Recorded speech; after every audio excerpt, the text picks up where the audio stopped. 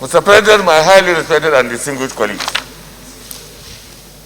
it's my pleasure and I am delighted to lead the debate on this very important bill before us today. This is an executive bill which seeks to amend the Petroleum Industry Act that was passed and assented only very recently. The bill was read the first time in this hallowed chamber on Wednesday, 29 September 2021.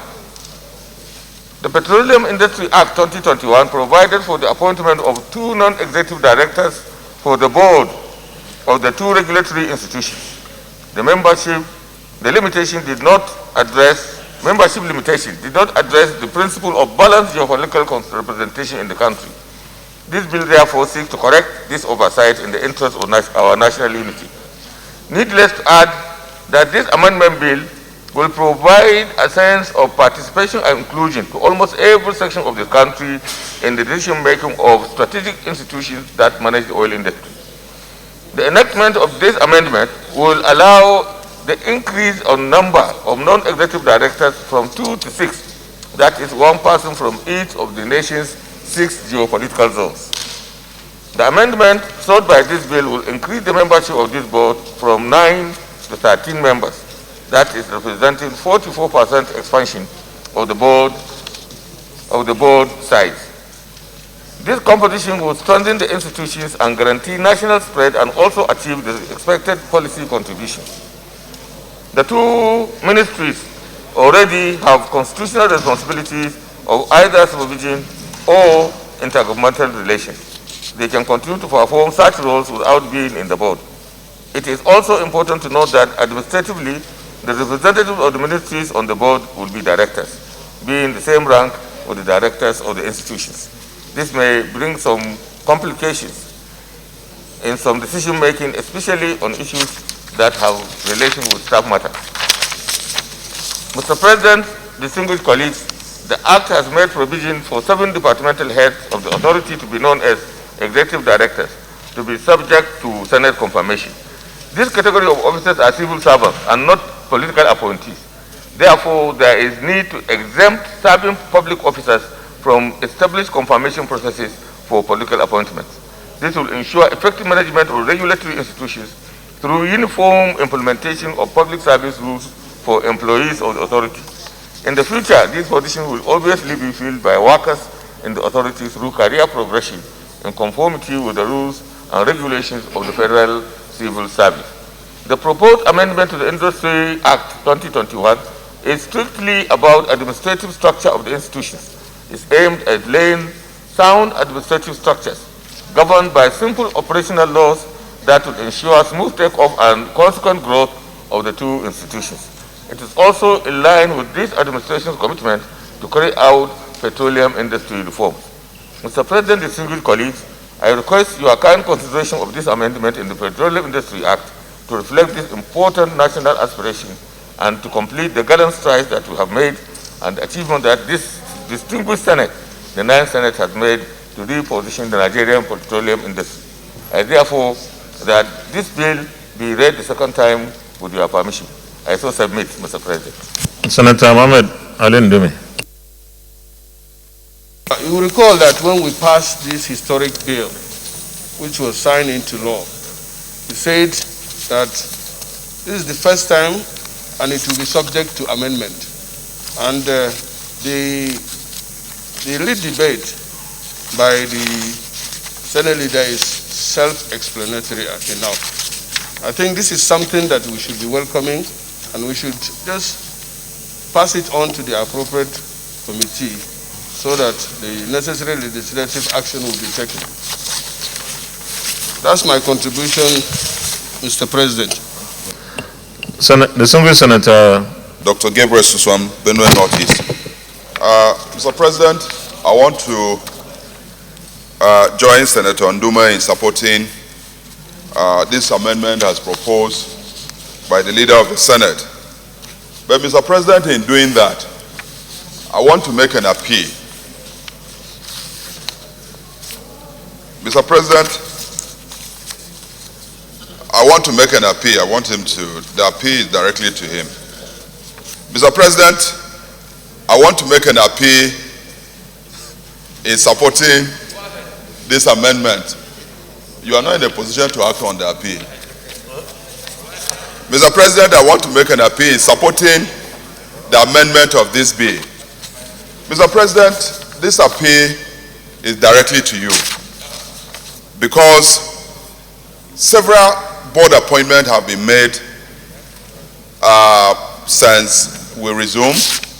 Mr. President, it is unfortunate that Benue has been consciously excluded. The distinguished Senator Gabos, the real issue, not we're not talking about appointments here. You can make that case in another. Yes. Look, I want to support the fact that in additional 4 executive non-directors to make it 6, so that it covers all the jail zones. In the appointment of the one from North Central, Benue should be considered, Mr. President. That is my appeal. I don't know whether you know what to do if Senator Suswam. I'm sure you know what to do if you want it to go to Benue. No.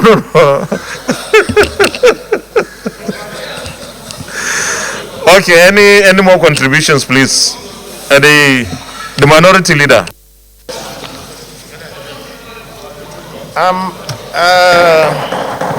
Order. While considering this second reading paper by the leader, I'm a little confused about exactly what it is that is sought to be amended.